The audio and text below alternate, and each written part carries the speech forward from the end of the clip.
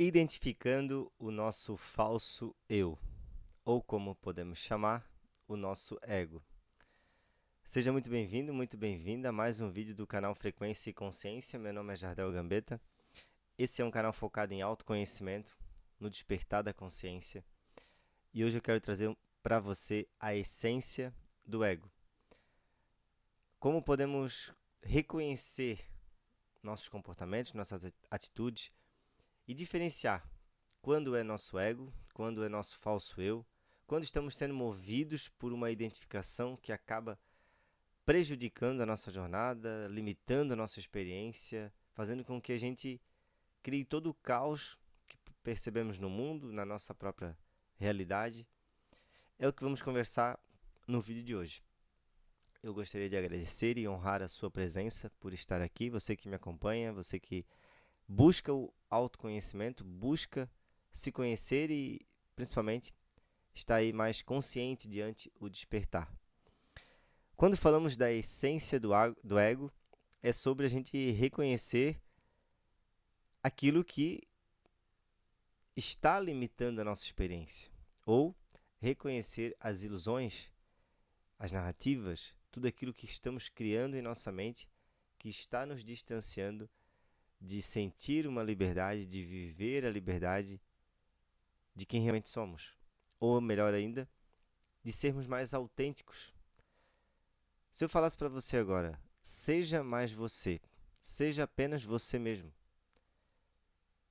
E a gente escuta muito isso hoje em dia, né? Essa forma de tornar as pessoas mais livres ou de dar um caminho para as pessoas.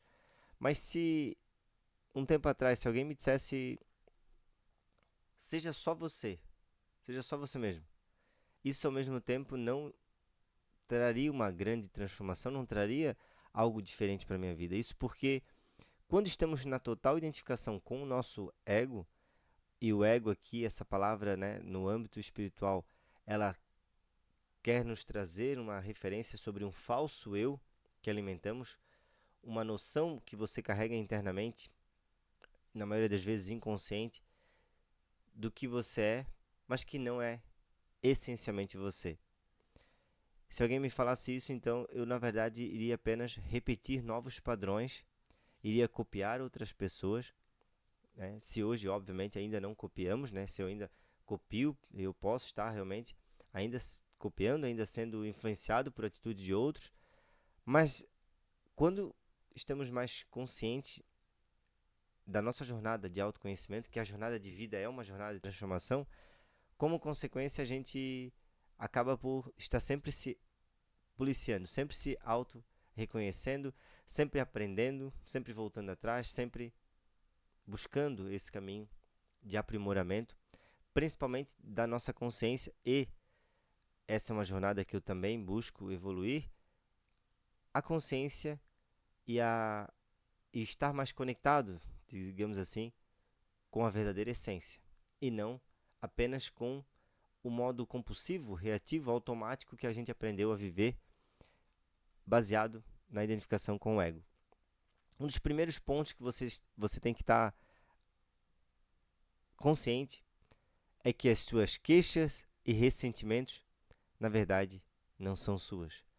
Ou todas essas queixas que você cria com o seu próprio pensamento, todo o ressentimento que você acaba gerando, não é você.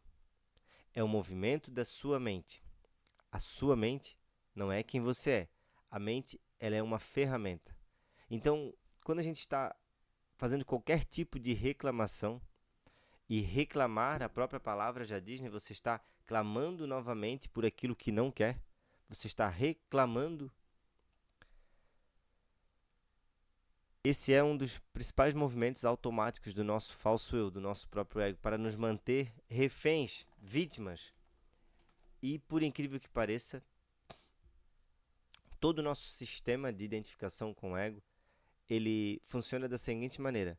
Não importa se você tem um sentimento, uma emoção, algo que você acredite ser positivo, e não importa se é algo muito negativo.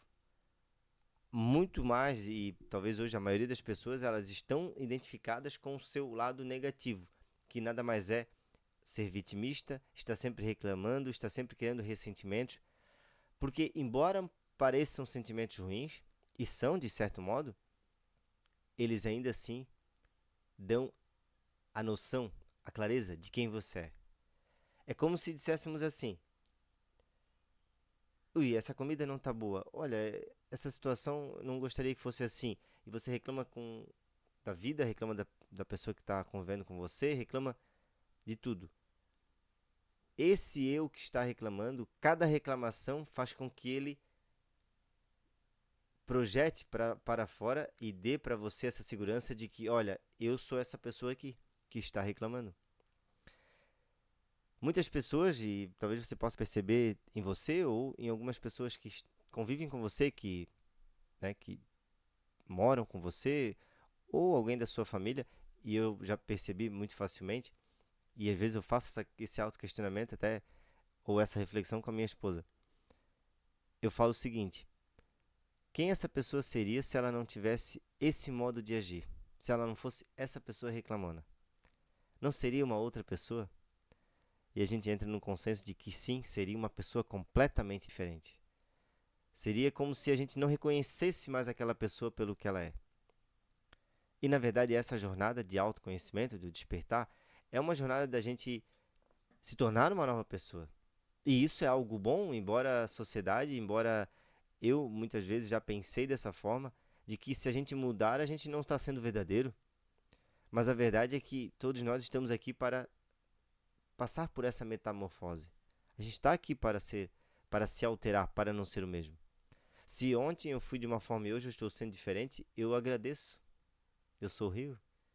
E aí daquele que em minha volta achar ruim, eu ainda vou dizer, olha, amanhã eu vou estar completamente diferente. Porque a gente percebe que a vida é transformação e não há sentido em você permanecer o mesmo. Então, a maioria das pessoas, elas acabam criando a sua personalidade, acabam criando a visão que elas têm sobre ela mesma baseada nessas narrativas de queixas, de ressentimentos. Isso vai gerando as atitudes cada vez mais reativas, o rancor, aquele modo de criar um jejum de afeto. Por exemplo, a mágoa. Toda mágoa, ela é consequência de um comportamento que vem antes disso, que é a necessidade do ego, ou seja, desse falso eu, de controlar a realidade. Controlar o outro, ter total controle sobre as situações. Só que é um controle ilusório. Eu gosto muito de uma frase que eu não vou saber dizer o mestre da origem, mas é mais ou menos assim: o ego é como aquela criança que está sentada no banco do carona do carro com um volante de brinquedo na mão, acreditando que está dirigindo o carro, está controlando algo. Assim somos nós identificados com o nosso ego, com o nosso falso eu. Assim é talvez 99% da população do mundo ainda. Queira eu que não seja tudo isso, mas a gente percebe à nossa volta o quanto as pessoas acreditam que elas têm algum controle.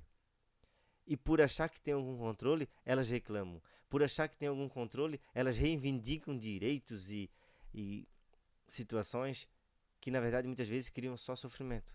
E eu não estou aqui realmente levando ao extremo de você deixar de ir atrás daquilo que você acredita, mas perceber que atitudes reativas, rancor, ressentimento, tudo isso é a necessidade do próprio ego de estar certo e o outro errado.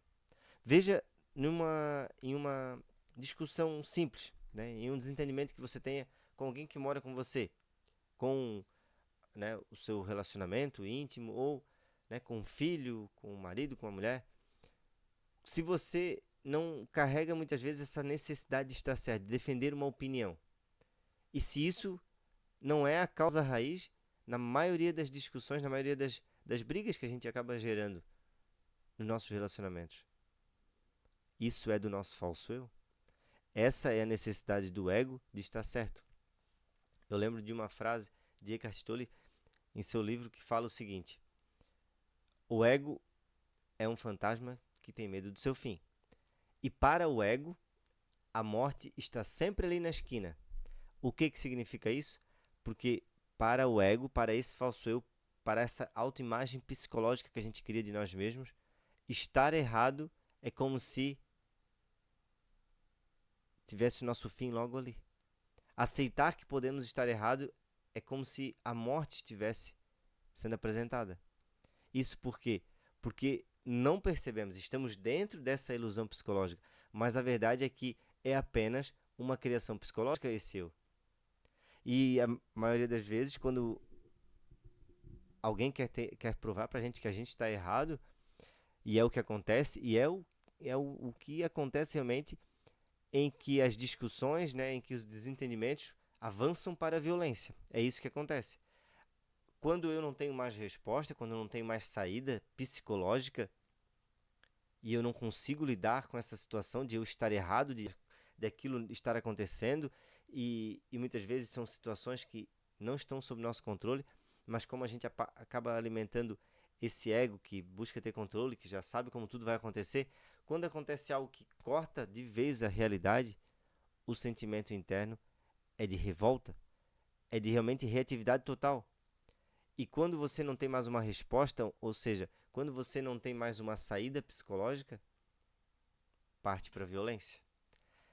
Talvez você já ouviu aquela expressão também que não devemos acuar num canto nem mesmo um rato, porque ele vai fazer de tudo para se defender e pode se tornar um animal muito perigoso, embora seja um ratinho ainda.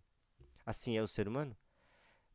Muitas vezes a gente ofender uma pessoa, deixar ela sem saída, né? Mostrar a verdade sem ela estar pedindo, sem ela estar preparada para ouvir, é você acuar o rato num canto e não dar uma saída.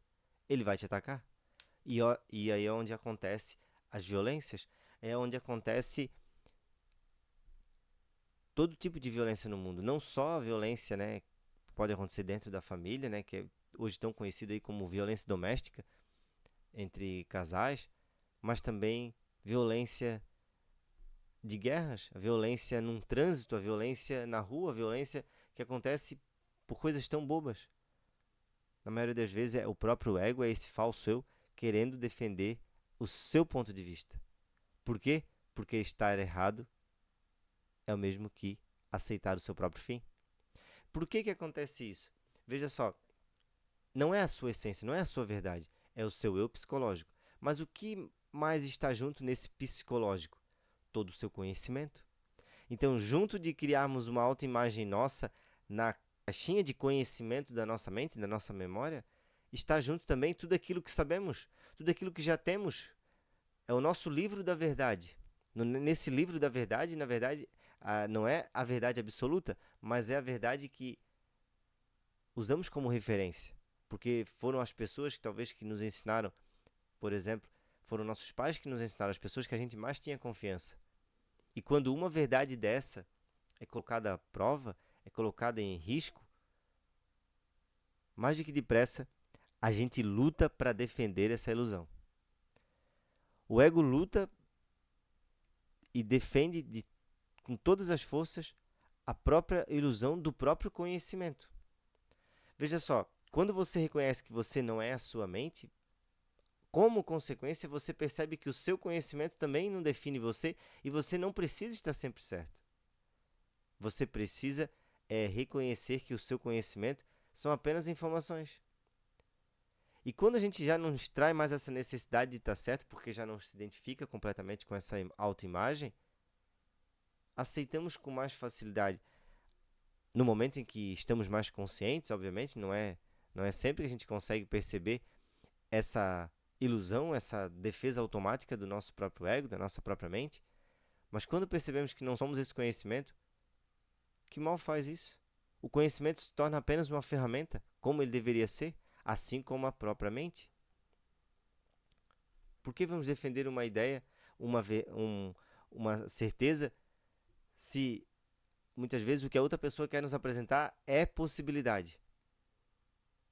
E as possibilidades estão nos questionamentos, nas perguntas, naquilo que você pode questionar e não ter certeza. Ter certeza é algo muito ruim.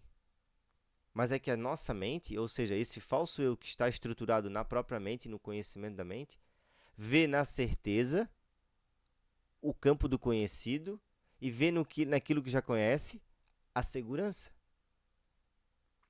Mas não passa de uma ilusão? Uma ilusão criada pelo tempo, ou seja, pelo passado, né? O tempo é mais uma ilusão que a gente precisa, de certo modo, romper para romper com esse falso eu também, com o nosso próprio ego. Porque essa ilusão do tempo faz com que você não perceba, né? Faz com que a gente não perceba que toda essa estrutura ela foi criada na memória, que é algo que aconteceu lá no passado e que já não é mais real. E que para estarmos mais livres, a gente precisa avançar nessa verdade de que o agora ele é a única coisa realmente real, muito mais do que uma lembrança, uma memória, um fato que aconteceu ontem e que o próprio eu, o próprio ego, quer tornar real justamente porque ele só é real no tempo. Essa visão, esse falso eu que a gente alimenta de forma inconsciente, ele só existe na ilusão do tempo. Por isso que voltar para o agora é voltar também para a sua essência. É romper com um falso eu. Veja só, como você vai aceitar, como a maioria das pessoas hoje que ainda estão identificadas com esse falso eu, vão aceitar que o ontem já não é mais algo real. Que mesmo que uma pessoa tenha lhe magoado ontem, hoje não faz sentido você continuar com essa mágoa. Você apenas está retroalimentando um sentimento, uma energia, um veneno que você está bebendo e quer que o outro fique mal, né? Porque a verdade é que se estamos ainda tornando o passado real, algo que já não está mais aqui, estamos revivendo uma ilusão. E aí chegamos no ponto de perceber que é o grande, talvez a grande complexidade dessa desconstrução desse falso eu, que é você reconhecer que existe a verdade relativa e a verdade absoluta. Assim como o grande mestre Jesus Cristo nos ensinou que a verdade, conhecendo a verdade, ela vai nos libertar. Por isso que tem a metáfora, a passagem muito famosa de Jesus: conhecereis a verdade e a verdade vos libertará. Ou seja, cada um de nós aqui está para conhecer essa verdade absoluta. E eu, muitas vezes, já pensei no passado que a verdade era relativa. Não, cada um tem a sua verdade, porque cada um tem a sua experiência. Mas a gente aprofundando, né, obviamente, com o despertar da consciência, aprofundando na filosofia, refletindo, compreendendo o condicionamento da nossa própria mente, mais cedo ou mais tarde você vai perceber que existe uma verdade absoluta, principalmente sobre quem você é, sobre o que você é, sobre o seu eu mais profundo, o seu eu verdadeiro, não esse falso eu, essa personalidade que a gente passa a defender, né? Esse papel que a gente passa a acreditar que é real. O que seria a verdade relativa? A verdade relativa, ela nada mais é do que você estar acreditando que o que é verdade são as informações que você armazenou na sua mente.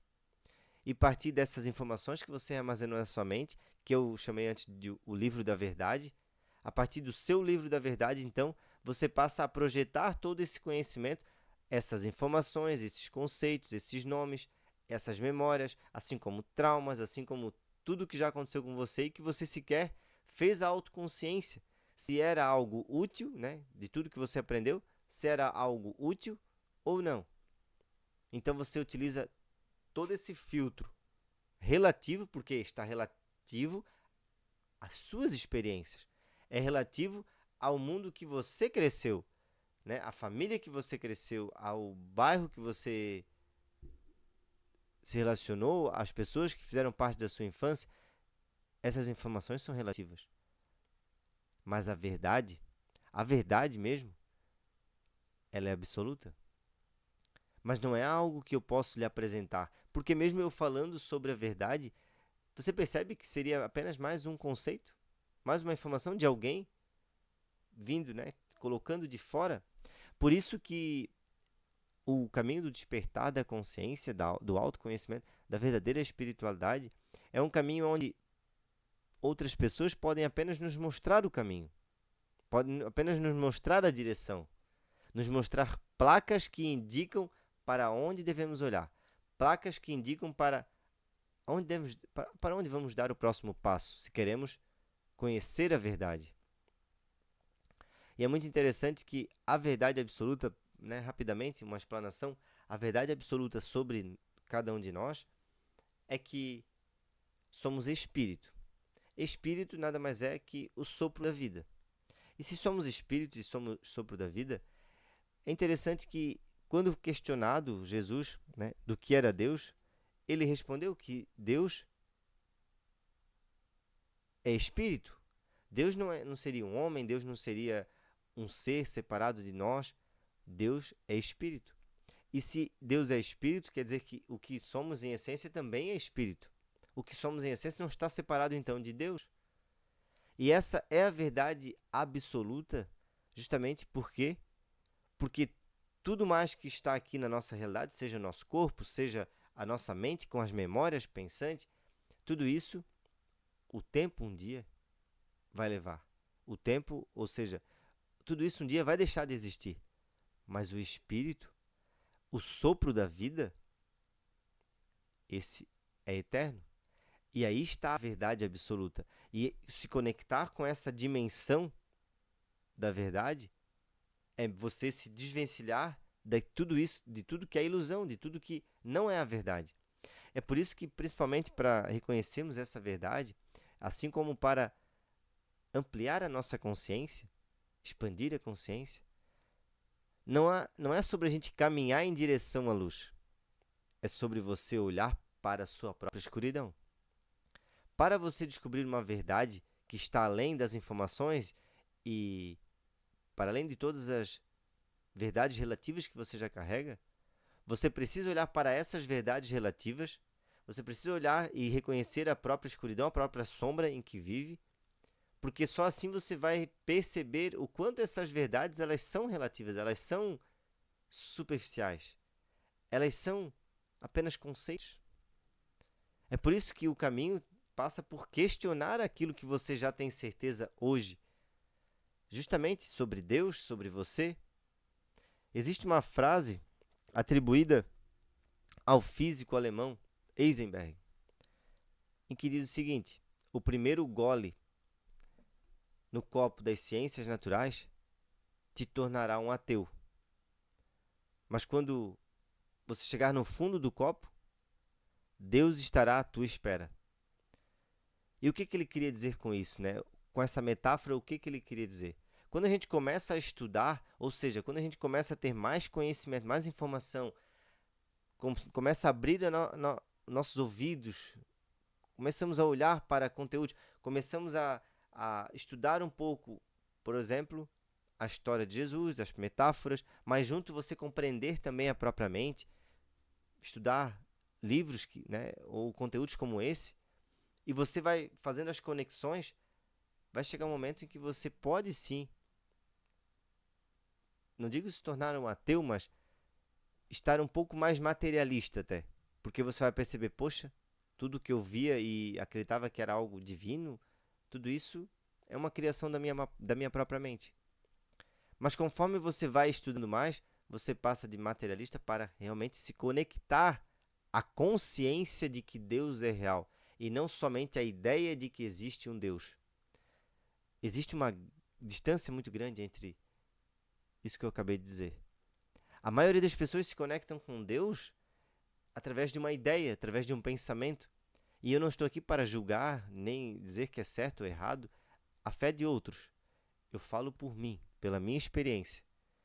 Eu passei também até os meus 32 anos, mais ou menos, 31 para 32 anos, vivendo de uma fé morna, que nada mais era acreditar naquilo que outras pessoas me falaram, mas sem ter a minha própria experiência com Deus. Sem eu realmente sair desse eu psicológico, desse ego, dessa ficção que era o eu que eu conhecia, ou seja, baseado na minha história, baseado somente no passado, e perceber que todos nós podemos experienciar Deus, ou ao menos ter uma proximidade mais com a verdade, que é o que estamos falando aqui.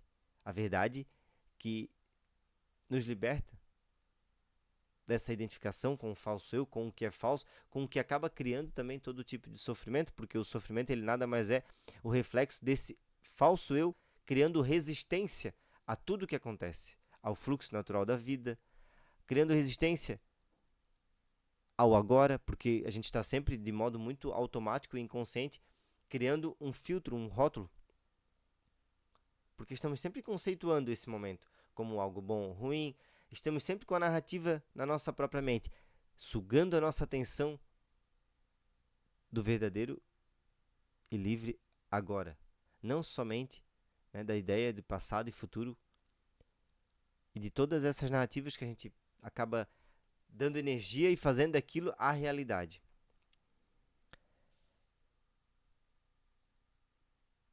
O ego, ele nem mesmo ele é algo pessoal seu, porque ele é uma estrutura criada coletivamente há muitos anos, há muito e muito tempo. E é um estágio da nossa própria evolução estar reconhecendo essa verdade, reconhecer que o estado mental atual das pessoas, mas primeiro só conseguimos reconhecer que é um estado anormal quando olhamos para o nosso próprio estado. É por isso que, para encontrar a luz, temos que enfrentar a própria escuridão primeiro, porque ganhar consciência de tudo isso que a gente está tratando aqui, ou ter consciência de quem você é, não é mais aquele caminho conhecido de você ter mais conhecimento sobre si. Não é algo, não é uma experiência intelectual.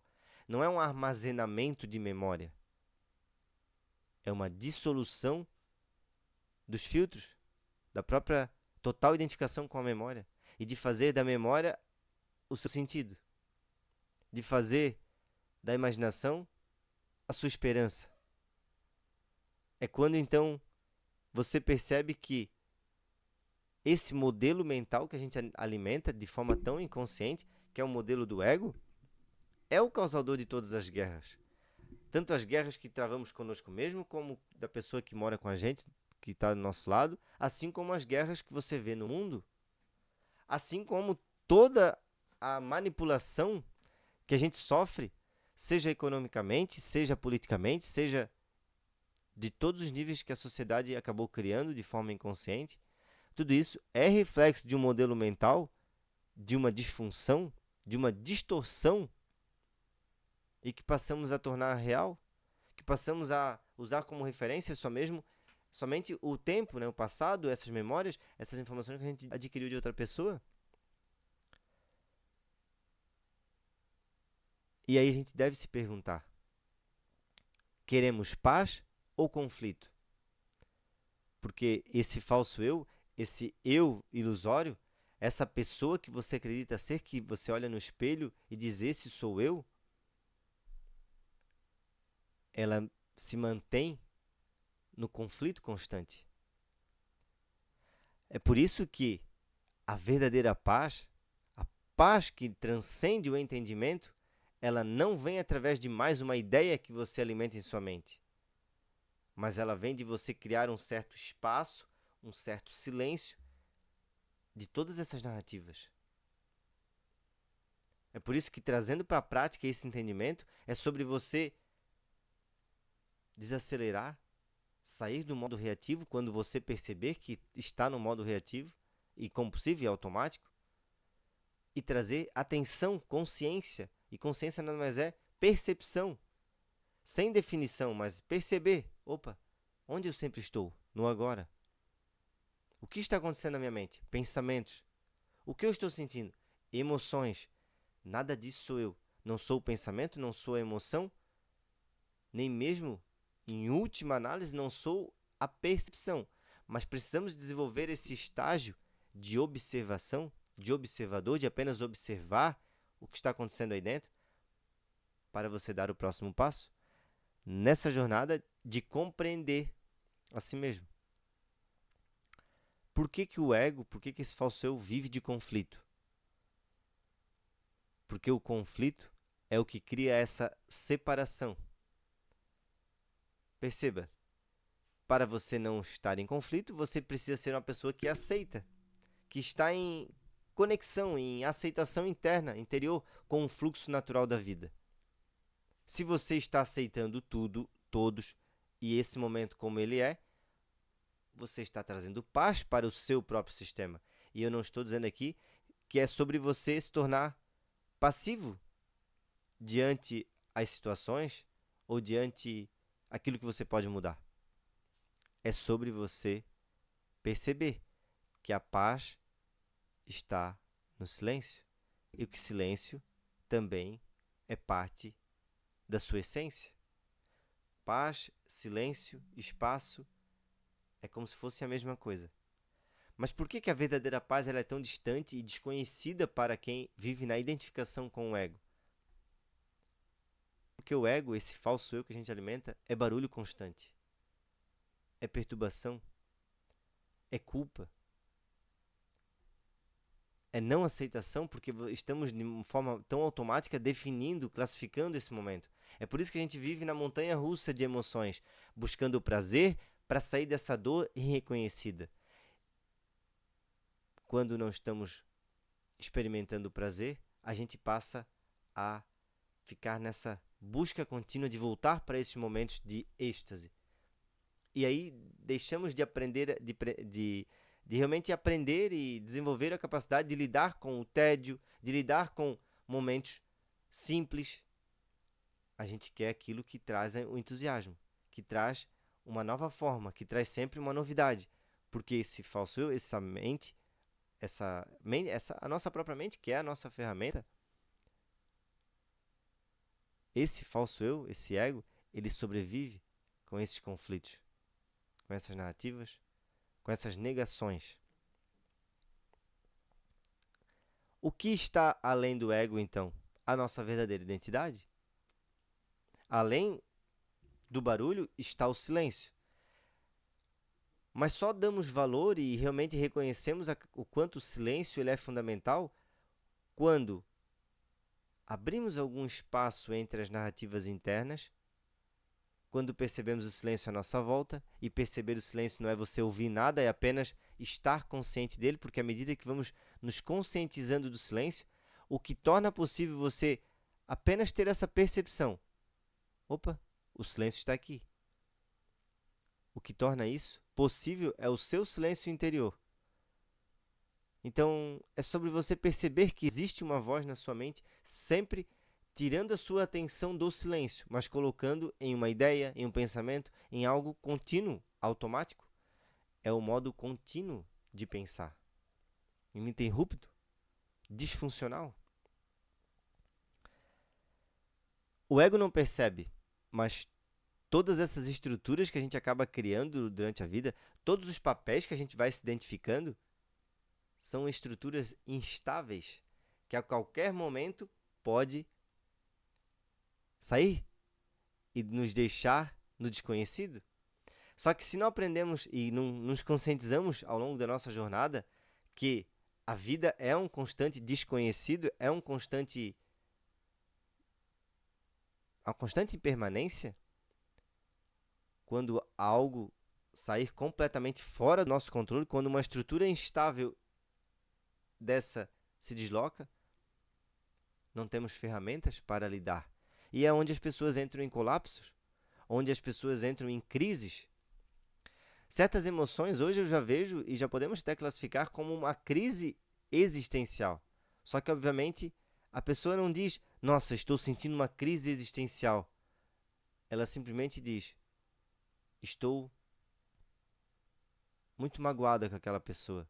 Mas, na verdade, por que é uma crise existencial? Porque é uma crise desse falso eu, uma crise do ego que gostaria de manter sob controle a outra pessoa. Ou gostaria que a outra pessoa fosse da forma, do jeitinho que ela estava pensando. Mas quando a verdade, a realidade nos traz algo diferente, criamos essa crise interior, esse conflito interno, essa não aceitação e por isso passamos a ficar magoados. Ficamos a gerar algum sentimento que acreditamos ser justo, tanto para punir o outro quanto estamos punindo a nós mesmos sem perceber. A necessidade do ego de se sentir superior é uma outra forma de você reconhecer o próprio ego. E veja só que paradigma. O ego tem a necessidade de se sentir superior, então está sempre defendendo, acreditando, né, defendendo uma opinião, acreditando que ele deve estar no tá certo. E existem muitos papéis na sociedade que fazem com que a gente nos sintam superiores às outras pessoas, né? Minha própria profissão, o concurso qual eu passei, que eu ainda atuo hoje, policial militar, é um excelente exemplo do quanto apenas ter esse papel, representar esse papel, ter essa profissão, pode tornar as pessoas acreditar, né, nessa ilusão de acreditar que são superiores a alguém. E muito do que a gente busca na nossa vida, por vezes, é reflexo desse falso eu, desse ego, tentando cada vez mais conquistar essa superioridade diante de algumas pessoas, diante, né, um ciclo de pessoas, diante o mundo. Perceber a nossa necessidade de superioridade é reconhecer que essa necessidade não é da sua verdadeira essência, é do ego, é da ilusão de que não somos todos iguais ou não teremos o mesmo fim. E por último, eu queria trazer para você o ego e a fama, porque a fama, hoje em dia, até mesmo aqui na internet, né, que é algo tão fácil está se tornando tão pulverizado, é outra forma do ego se estruturar.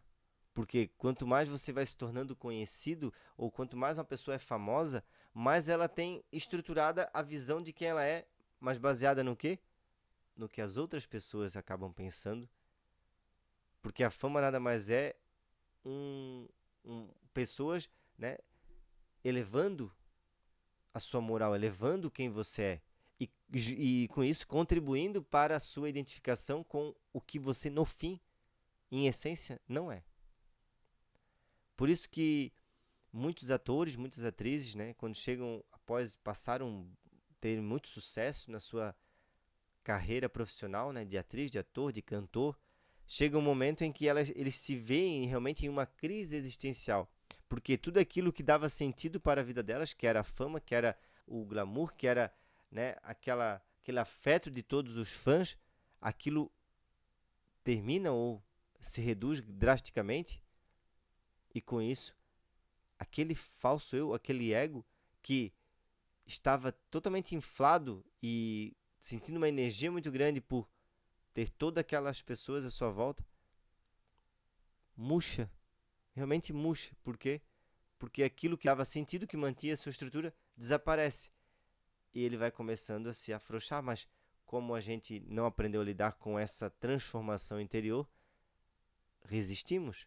E é o que acontece muitas vezes com pessoas famosas, de tirarem a sua própria vida ou até mesmo de buscarem alternativas em seria uma forma também de tirar a sua própria vida, só que lentamente, né? Drogas, todo tipo de drogas, bebidas, acontece muito, com muito mais frequência que podemos imaginar. Porque são pessoas que estão à mercê realmente daquela realidade, que muitas vezes desenvolveram somente essa personalidade, somente esse papel, somente a estrutura do ego, do falso eu, e esqueceram da parte mais essencial, do que há de mais profundo em cada um de nós. Conhecer a nós mesmos é conhecer a Deus. E conhecer a Deus é conhecer algo que está além dessa ilusão, além desse rótulo, além dos papéis que a gente representa. Mas se tornar uma pessoa, ou melhor, se conhecer melhor a ponto de você perceber o que é um papel, o que é apenas o ego, o que é faz com que você represente também todos os seus papéis necessários, seja um papel na família, um papel no trabalho, um papel na sociedade, de forma mais íntegra e muito mais simples, porque se você é uma só pessoa, não é preciso você gastar tanta energia para demonstrar que é dessa forma para um grupo, demonstrar que é de outra forma para outro grupo, que são as encenações inconscientes que a gente acaba criando. E isso é muito inconsciente, sim, mas mesmo assim gasta muita energia. Faz com que a gente não se concentre naquilo que realmente importa, que é nos conhecer, que é aprofundar nesse conhecimento, que é expandir a nossa consciência, que é nos tornar mais conscientes, mais presentes para a vida, para o que realmente somos. Agradeço novamente a sua atenção, a sua presença até aqui. Se gostou, deixe seu like, deixe também um comentário, você vai me ajudar muito e ajudar esse canal a crescer. E compartilhe também esse vídeo com quem você já percebe que está vibrando nessa frequência e está capacitado a ouvir essas palavras. E parabéns para você que ouviu até aqui, porque um vídeo que fala sobre o ego, sobre o nosso falso eu, não é fácil de ouvir. Mas se você ouviu, você já está a um passo de experienciar uma grande transformação. Se já não experienciou e se já não está aí na sua jornada realmente de expansão de consciência. Agradeço imensamente. Até um próximo vídeo. Um grande abraço. Tchau, tchau.